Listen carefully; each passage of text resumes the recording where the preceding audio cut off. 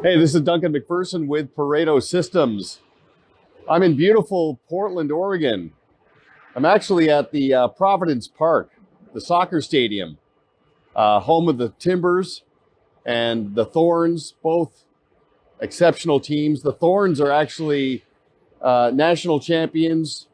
They have players from all over the world, including Christine Sinclair, who's on the Canadian national team. But clearly soccer is growing because this stadium is being expanded quite dramatically. And I know it's noisy, but I thought I'd just share this with you. It's actually connected to an athletic club and a conference center. I'm getting ready to do a meeting. And Portland's beautiful. If you've ever been here, you know the rugged coastline. Mount Hood's in its glory right now. Great Pinot. It's a really beautiful place.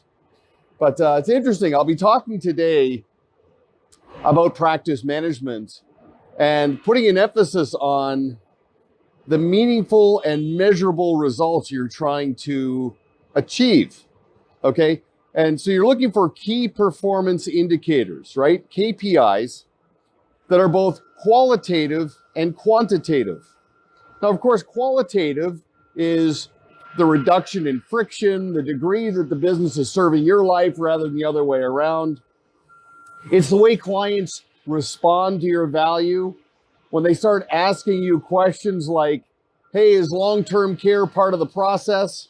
Instead of telling you that they bought long-term care from somebody else. You know, little things like that when they introduce someone to you and they say, look, we had a great form conversation and I explained your process. You know, those are really good qualitative indications that you're refining and optimizing your business.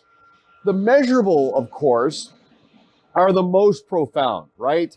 Revenue per client, quality and quantity of introductions, and on it goes. But sometimes there's a cause and effect dynamic to the KPIs. And I'll give you an example. One of our coaches shared with us recently that he was doing a gap analysis with a client revolving around 80-20 and the allocation of effort and time between the clients who need you and the clients who deserve you. Okay, so as you know, your most deserving clients are generally the least demanding, and sometimes we take them for granted. Here's what's interesting. Last week, this client worked 48 hours in the week. He spent 44 hours working with the 80% of the clients who generate just 20% of the business, and spent 4 hours with the 20% who provide 80% of the business. Now, that will contribute to a plateau. That will contribute to loyalty fatigue and now great clients at risk.